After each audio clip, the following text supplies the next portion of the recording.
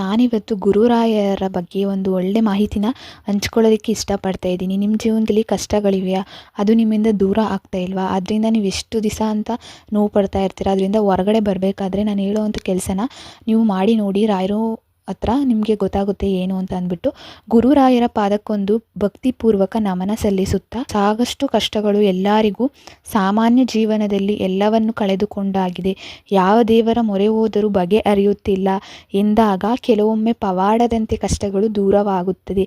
ಹೀಗೆ ಕಷ್ಟಗಳಿಂದ ಮುಕ್ತಿ ಹೊಂದಲು ಕೆಲವು ಸುಲಭ ಮಾರ್ಗಗಳಿವೆ. ಶ್ರೀ ಗುರುರಾಯರ ಮಠಕ್ಕೆ ಹೋದಾಗ ತಪ್ಪದೆ ಈ ಕೆಲಸಗಳನ್ನು ಮಾಡಿ ಬನ್ನಿ, ಶುಭ ಫಲ ಖಚಿತ.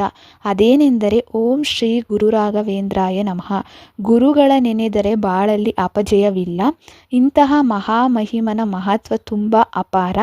ರಾಯರು ಸರ್ವಶ್ರೇಷ್ಠರು, ಕಲಿಯುಗದ ಕಾಮಧೇನು, ಭಕ್ತರ ಒಳಿತಿಗಾಗಿ ಧರೆಗಿಳಿದ ದೈವಾಂಶ ಸಂಭೂತರು. ಭೂಮಿಯಲ್ಲಿ ಹುಟ್ಟಿದ ಪ್ರತಿಯೊಬ್ಬರಿಗೂ ಒಂದಲ್ಲ ಒಂದು ಸಮಸ್ಯೆ ಕಾಡುತ್ತದೆ.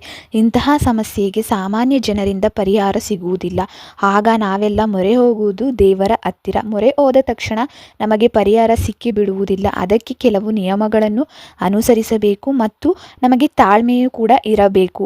ಆ ನಿಯಮಗಳೆಂದರೆ, ಮೊದಲಿಗೆ ನಾವು ಅಹಂ ಬಿಟ್ಟು ಪೂರ್ಣ ಪ್ರಮಾಣದಲ್ಲಿ ದೈವಕ್ಕೆ ತಲೆಬಾಗಬೇಕು. ನಮ್ಮ ಯಾವುದೇ ರೀತಿ ದುರಹಂಕಾರ ಇರ್ಬೋದು, ಅಸಡ್ಡೆ ಇರ್ಬೋದು, ಅದನ್ನೆಲ್ಲ ಬಿಟ್ಟಾಕ್ಬಿಡು ನಾವು ದೇವರಿಗೆ ಶರಣಾಗತಿಯಾಗಿ ನಾವು ರಾಯರಲ್ಲಿ ನಂಬಿಕೆನ ಇಟ್ಟು ನಾವು ತಾಳ್ಮೆಯಿಂದ ಪೂಜೆನ ಮಾಡಿಕೊಂಡು ಬರಬೇಕಾಗುತ್ತೆ. ಮನಸ್ಸನ್ನು ಸಂಪೂರ್ಣ ರಾಯರ ಸ್ತೋತ್ರ ಪಠಿಸುತ್ತಾ ಅವರಲ್ಲಿ ವಿಜ್ಞಾಪನೆ ಮಾಡಬೇಕು ಮತ್ತು ಅವರ ಪ್ರಾರ್ಥನೆಯನ್ನು ಮಾಡುತ್ತಾ ಇರುತ್ತಲೇಬೇಕು. ರಾಯರ ನಂಬಿ ಕೆಟ್ಟವರಿಲ್ಲ ಎಂಬ ವಾಕ್ಯದಂತೆ ನಿಮಗೆ ಜೀವನದಲ್ಲಿ ಎಲ್ಲವೂ ಒಳಿತಾಗುವುದು ಕಾಲ ಬಂದಂತೆ. ನಿಮಗೆ ಜೀವನದಲ್ಲಿ ಅಂದುಕೊಂಡ ಕೆಲಸ ಆಗಬೇಕೆಂದರೆ ಗುರುವಾರ ತಪ್ಪದೆ ಈ ಕೆಲಸ ಮಾಡಿ.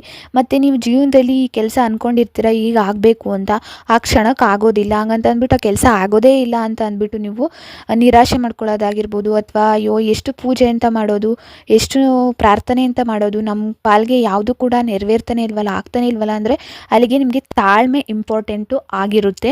ನೀವು ಕಾದಷ್ಟು ನಿಮಗೆ ದೇವರು ಅದಕ್ಕಿಂತ ಡಬಲ್ ಆಗಿ ನಿಮ್ಗೆ ಏನಾದ್ರು ಒಂದು ಕೊಟ್ಟೇ ಕೊಡ್ತಾರೆ. ಆದರೆ ನಾವು ತಾಳ್ಮೆಯಿಂದ ಕಾಯಬೇಕು ಅಷ್ಟೇ. ಅರ್ಜೆಂಟಲ್ಲೇ ಎಲ್ಲ ಆಗಬೇಕು ಅಂತಂದರೆ ಅದು ಸಾಧ್ಯನೇ ಆಗೋದಿಲ್ಲ.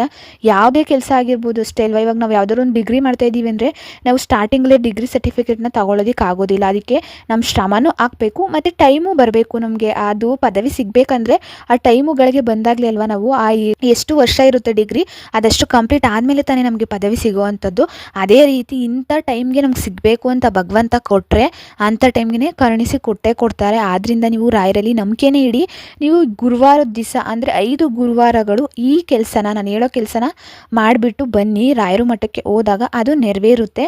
ಮೊದಲಿಗೆ ನೀವೇನಂದರೆ ಗುರುವಾರ ಬೆಳಗ್ಗೆನೇ ಎದ್ದು ಸ್ನಾನ ಮಾಡಿ ರಾಯರಿಗೆ ಪೂಜೆನ ಮಾಡಿ ಮನೆಯಲ್ಲಿ ತುಪ್ಪದ ದೀಪನ ಅಂಟಿಸಿ ರಾಯರು ಮುಂದೆ ನೈವೇದ್ಯ ಮಾಡಿಟ್ಟು, ಅಂದರೆ ಹಾಲು ಕಾಯಿಸಿಟ್ಟು ನಡೆಯುತ್ತೆ. ಇಲ್ಲಾಂದರೆ ಕಲ್ಸಕ್ಕರನ್ನ ಇಟ್ಟು ನೀವು ಹಣ್ಣು, ಎಲೆ ಅಡಿಕೆ ಬಾಳೆಹಣ್ಣು ಇಟ್ಟು ರಾಯರಿಗೆ ಪೂಜೆನ ಮಾಡಿದ್ರು ನಡೆಯುತ್ತೆ. ತುಪ್ಪದ ಆರತಿನ ಬೆಳಗ್ಬಿಟ್ಟು ನೀವು ನಮಸ್ಕಾರನ ಮಾಡಿ ನೀವು ರಾಯರು ಮಠಕ್ಕೆ ಹೋಗ್ಬಿಟ್ಟು ಬರಬೇಕು. ಆದರೆ ಬೆಳಗ್ಗೆನೇ ಹೋಗ್ಬಿಟ್ಟು ಬನ್ನಿ, ಇಲ್ಲಾಂದರೆ ಸಂಜೆ ಹೊತ್ತು ಹೋಗ್ಬಿಟ್ಟು ಬಂದರೂ ಆಗುತ್ತೆ. ಅಂತಂದರೆ ನಾನು ಈಗ ಹೇಳೋ ಕೆಲಸ ಬೆಳಗ್ಗೆ ಹೊತ್ತು ಹೋಗ್ಬಿಟ್ಟು ಮಾಡಿದ್ರೆ ತುಂಬಾ ಶುಭ ಫಲ ಸಿಗುತ್ತೆ ಅಂತ ಹೇಳ್ಬೋದು. 5 ಗುರುವಾರ ನೀವು ರಾಯರು ಮಠಕ್ಕೆ ಹೋಗಬೇಕು. ರಾಯರ ಪೂಜೆನ ಮನೆಯಲ್ಲಿ ಮಾಡಿಬಿಟ್ಟು 5 ತುಪ್ಪದ ದೀಪಗಳನ್ನ ಹಚ್ಕೊಂಡು ನೀವು ರಾಯರು ಮಠಕ್ಕೆ ಹೋಗಬೇಕಾಗಿರೋದು.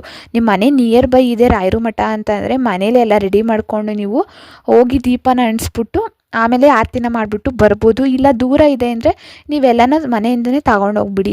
ಅಡಿಕೆ ಪ್ಲೇಟು ಮತ್ತು ಅಕ್ಕಿ, ಬೆಲ್ಲದ ದೀಪ ಅಂಟಿಸ್ತೀನಿ ಅಂದರೆ ಬೆಲ್ಲದ ದೀಪನ ಅಂಟಿಸ್ಬೋದು ನೀವು ತುಪ್ಪನ ಹಾಕ್ಬಿಟ್ಟು. ಇಲ್ಲಾಂದರೆ ಮಾಮೂಲಿ ದೀಪಗಳು ಬರುತ್ತಲ್ಲ, ದೀಪಗಳ ಮೇಲೂ ನೀವು ಅಂಟಿಸ್ಬೋದು ತುಪ್ಪನ ಹಾಕ್ಬಿಟ್ಟು. ಅದು ನಿಮಗೆ ಬಿಟ್ಟಿರೋ ಅಂಥದ್ದು ಯಾವುದು ದೀಪ ಅಂಟಿಸ್ಬೋದು ಅಂತ ಅಂದ್ಬಿಟ್ಟು. ಒಣ್ಣಲ್ಲಿ 5 ದೀಪಗಳನ್ನ ಹಚ್ಚಬೇಕು. ತುಪ್ಪದಿಂದನೇ 5 ದೀಪಗಳನ್ನ ಹಚ್ಚಿ ರಾಯರು ಮಠಕ್ಕೆ ಹೋಗ್ಬಿಟ್ಟು ರಾಯರಿಗೆ ಆರತಿನ ಮಾಡಬೇಕು. ನಂತರ ಅದನ್ನು ರಾಯರು ಬಲಭಾಗಕ್ಕೆ ಸೇರುವಂತೆ ಇಟ್ಟು ಬರಬೇಕು. ನೀವು ರಾಯರು ಇರ್ತಾರಲ್ವ, ರಾಯರು ಬಲಗಡೆಗೆ ನೀವು ಅದನ್ನ ದೀಪನ ಇಟ್ಬಿಟ್ಟು ಬರಬೇಕು. 3 ಪ್ರದಕ್ಷಿಣೆನ ಹಾಕಬೇಕಾಗಿರೋದು. ಹಾಕಿದ್ರೆ ನೀವು ಬೇಕಾದ್ರೆ 5 ಪ್ರದಕ್ಷಿಣೆನೂ ಹಾಕಿ ದೀಪನ ಇಟ್ಕೊಂಡು, ಇಲ್ಲ 11 ಪ್ರದಕ್ಷಿಣೆನ ಹಾಕಿ ನೀವು ತುಂಬಾ ಒಳ್ಳೆಯದು. ರಾಯರು ಮೂಲ ಮಂತ್ರನ ಹೇಳ್ಕೊಂಡು ಪೂಜ್ಯಾಯ ರಾಘವೇಂದ್ರಾಯ ಸತ್ಯ ಧರ್ಮರಥಾಯ ಚ ಭಜತಾಂ ಕಲ್ಪವೃಕ್ಷಾಯ ನಮತಾಂ ಕಾಮಧೇನುವೆ ಎಂಬ ಮಂತ್ರನ ಹೇಳ್ಕೊಂಡು ನೀವು 11 ಪ್ರದಕ್ಷಿಣೆನ ಹಾಕ್ತೀನಿ ಅಂದರೂ ಆಗುತ್ತೆ. ಇಲ್ಲಾಂದರೆ 3 ಪ್ರದಕ್ಷಿಣೆನ ಹಾಕ್ಬೋದು. ನೀವು 1 ಪ್ರದಕ್ಷಿಣೆನೂ ಕೂಡ ಹಾಕ್ಬೋದು ನೀವು. ಒಟ್ನಲ್ಲಿ ಮಂತ್ರನ ಹೇಳ್ಕೊಂಡು ರಾಯರಿಗೆ ಆರತಿನ ಬೆಳಗ್ಗೆ ನೀವು ಅದನ್ನು ಪ್ರದಕ್ಷಿಣೆ ಎಲ್ಲ ಮುಗಿದ ಮೇಲೆ ರಾಯರು ಬಲಭಾಗಕ್ಕೆ ಇಟ್ಟು ಬರಬೇಕು. ನೀವು 5 ಗುರುವಾರ ಇದನ್ನು ಮಾಡಿ ನೋಡಿ, ಮತ್ತು ನೀವು ಅಂದುಕೊಂಡ ಕೆಲಸ ಖಂಡಿತವಾಗಿ ನೆರವೇರುತ್ತದೆ ಇದರಿಂದ. ಇನ್ನು ರಾಯರು ಅನುಗ್ರಹವಾಗಿ ನಿಮ್ಮ ಜೀವನವು ತುಪ್ಪದ ದೀಪದಂತೆ ಬೆಳಗುವುದು ಖಚಿತ. ರಾಯರು ಮಠಕ್ಕೆ ಹೋದಾಗ ನೀವು ಈ ತುಪ್ಪ ದೀಪ ಎಲ್ಲ ಹಚ್ಚಿ ಬಲಗಡೆ ಇಟ್ಬಿಟ್ಟು ಬರ್ತೀರಲ್ವ, ಆವಾಗ ಒಂದು ಬದಿಯಲ್ಲಿ ನಿಂತ್ಕೊಂಡು ರಾಯರನ್ನು ನೇರವಾಗಿ ಸ್ಟ್ರೈಟಾಗಿ ರಾಯರನ್ನು ಮಾತ್ರ ನೀವು ಕಾನ್ಸಂಟ್ರೇಷನ್ ಮಾಡಬೇಕು. ರಾಯರನ್ನು ಮಾತ್ರ ನೋಡಬೇಕು. ನಿಮ್ಮ ಜ್ಞಾನ ಆಗಿರ್ಬೋದು, ನಿಮ್ಮ ಮನಸ್ಸಾಗಿರ್ಬೋದು, ನಿಮ್ಮ ಮೈಂಡ್ ಸೆಟ್ ಆಗಿರ್ಬೋದು, ಎಲ್ಲ ರಾಯರ ಮೇಲೆ ಅದು ಇರಬೇಕಾಗಿರೋ ಅಂಥದ್ದು.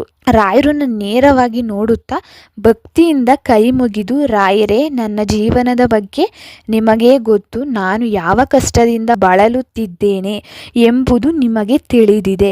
ಕೆಲವು ತಪ್ಪುಗಳನ್ನು ಮಾಡಿರುವೆ, ನನ್ನನ್ನು ಕ್ಷಮಿಸಿ, ಈ ಕಷ್ಟಗಳಿಂದ ಮುಕ್ತಿ ನೀಡಿ ಎಂದು ಬೇಡಿಕೊಂಡು ಬನ್ನಿ ರಾಯರು ಮಠದಿಂದ ಬರಬೇಕಾದ್ರೆ.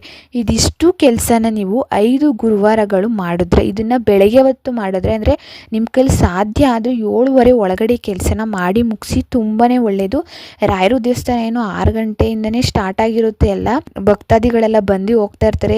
ಸೇವೆ ಮಾಡೋರು, ಹೆಜ್ಜೆಗೊಂದು ನಮಸ್ಕಾರ, ಈ ಥರ ತುಪ್ಪ ದೀಪ ಎಲ್ಲ ಹಚ್ಬೇಕಂದ್ರೆ ನೀವು 7:30 ಒಳಗಡೆ 7 ಗಂಟೆ ಅಷ್ಟರಲ್ಲಿ ನೀವು ಹೋಗ್ಬಿಟ್ಟು ಹಚ್ಚಿಟ್ಬಿಟ್ಟು ಬಂದರೆ ತುಂಬಾ ಒಳ್ಳೆಯದು ಅಂತಲೇ ಹೇಳ್ಬೋದು. ಇದಿಷ್ಟು ಕೆಲಸನ ನೀವು 5 ವಾರ ಖಂಡಿತವಾಗಿ 5 ವಾರ ಮಾಡಲೇಬೇಕು. ಇಲ್ಲ ಆಗಲ್ಲ ಮೇಡಮ್ 1 ವಾರ ಮಾಡ್ತೀವಿ 3 ವಾರ ಮಾಡ್ತೀವಿ ಅಂತಂದರೆ ಸಾಧ್ಯ ಆಗೋದಿಲ್ಲ. ನಿಮ್ಮ ಕೆಲಸಗಳು ಎಲ್ಲನೂ ನೋಡಿಕೊಂಡು ನೀವು 5 ವಾರ ಕಂಪ್ಲೀಟ್ ಮಾಡಿ. ಇನ್ನು ಹೆಣ್ಮಕ್ಳಾದ್ರೆ ಪೀರಿಯಡ್ಸ್ ಇರುತ್ತೆ ಅಂದರೆ ಕಳ್ಕೊಂಡೇ 5 ವಾರ ಕಂಟಿನ್ಯೂಸ್ ಆಗಿ ನೀವು ಮಾಡ್ಬೋದು. ಇವಾಗ 5 ವಾರ ಮಾಡ್ತಾ ಇರ್ತೀರ, ಅನ್ಎಕ್ಸ್ಪೆಕ್ಟೆಡಾಗಿ ಏನಾದರೂ ಬಂತು, ತೊಂದರೆ ಆಯಿತು ಅಂತಂದರೆ ನೀವು ಮೊದಲಿಗೆ ಸ್ಟಾರ್ಟ್ ಮಾಡಬೇಕಾದ್ರೆ ಗಣೇಶನಲ್ಲಿ ರಾಯರಲ್ಲಿ ಕೇಳಿಕೊಂಡು ನಿರ್ವಿಘ್ನವಾಗಿ 5 ವಾರ ಕಂಪ್ಲೀಟ್ ಆಗಲಿ ಅಂತ ಅಂದ್ಬಿಟ್ಟು ಸ್ಟಾರ್ಟ್ ಮಾಡಿ.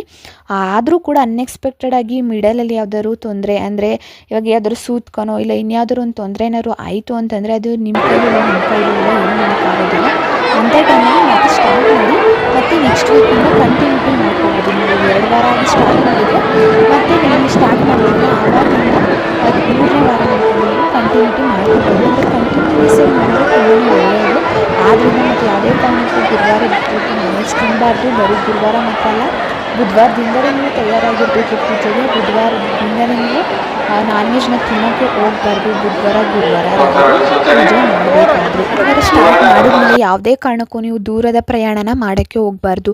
ಇವಾಗ ನೆಕ್ಸ್ಟ್ ವೀಕಿಗೆ 1 ವಾರ ಇಲ್ಲಿ ನಿಮ್ಮ ಮನೆಯಿಂದ ಸ್ಟಾರ್ಟ್ ಮಾಡಿರ್ತೀರ, ಮತ್ತು ನೆಕ್ಸ್ಟ್ ವೀಕ್ ಯಾವುದೋ ಒಂದು ಊರಿಗೆ ಹೋಗಿರ್ತೀರ, ಇನ್ನೆಲ್ಲರೂ ಹೋಗಿ ಅಲ್ಲಿಂದನೇ ಕಂಟಿನ್ಯೂಟಿ ಮಾಡ್ಬೋದಾ ಅಂದರೆ ಮಾಡೋ ಹಂಗಿಲ್ಲ. ಆ ಥರ ನಿಮ್ಮ ಮನೆಯಿಂದನೇ ನೀವು ಸ್ಟಾರ್ಟ್ ಮಾಡಿದ್ಮೇಲೆ ಅಲ್ಲಿ 5 ವಾರನೂ ಕೂಡ ಅದೇ ರೀತಿ ಕಂಟಿನ್ಯೂಸ್ ಆಗಿ ಮಾಡಿ ಕಂಪ್ಲೀಟ್ ಮಾಡಬೇಕಾಗಿರೋ ಅಂಥದ್ದು. ಇದೂ ಕೂಡ ನೀವು 5 ವಾರ ಮಾಡಿ ನೋಡಿ, ಇದರ ಪರಿಣಾಮ ನಿಮಗೇ ಗೊತ್ತಾಗುತ್ತೆ ಯಾವ ರೀತಿ ಇರುತ್ತೆ ಅಂತ.